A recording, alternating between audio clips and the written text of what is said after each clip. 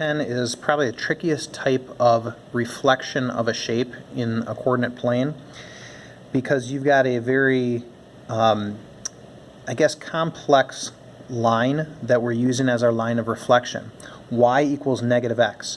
It's not a vertical or a horizontal line. The easiest would be if it was the x-axis or the y-axis. A little bit more complex would be like x equals 2 or y equals negative 3, which are still horizontal or vertical. But y equals negative x is actually this line that cuts diagonally right through the origin. Since the shape that we originally have is over here all on the left-hand side, you can see that this is going to be on the right-hand side and kind of up here. But where exactly do we do that? Well, here we need to look at the coordinates. We're not trying to measure the distance away from the line. We're looking at the coordinates themselves. I listed out A, B, C, and D. The reason I listed those out is because we're going to use a specific rule to come up with A prime and B prime and C prime and D prime. Okay, so we're going to do something kind of like this. We're going to change these coordinates to create the new prime coordinates. The rule that we have here is just something, kind of one of those memorization things. We had listed in two ways where we said, well, your A, B value becomes negative B, negative A. Or if you want to talk about it in terms of x and y, your x, y from the original coordinates become negative y, negative x. Regardless of which one of these you want to think of it as, what we're saying is we're switching the two coordinates and we're making both of them negative. Okay, so if we look back up here, I'm going to take my negative 3, negative 2, and I'm going to switch them around. So that's 2, negative 3.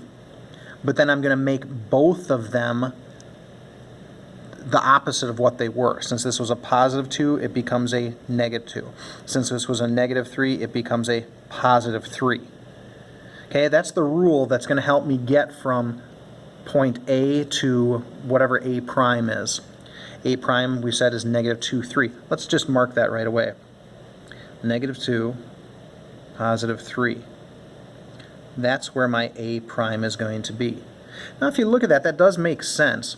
A and A prime are both the same distance away from that line, but it doesn't really help me see exactly where the rest of the shape is at this point. Let's do the rest of these.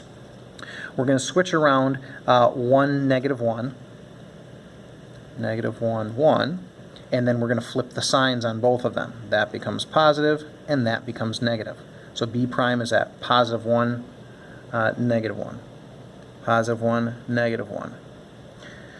Now why in the world would that be in the same spot? Well, it's on, B was on the line of reflection, so B prime is also on the line of reflection. Let's do the rest of these. If I switch around negative 2, negative 2, it doesn't seem like it really changes, but then I make both of them the opposite sign, so I've got a positive 2 and a positive 2.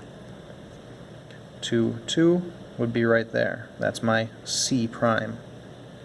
And then the last one, if I switch those around, I get negative 1, negative 4. If I make them both positive, I get a positive 1, positive 4. 1, 4.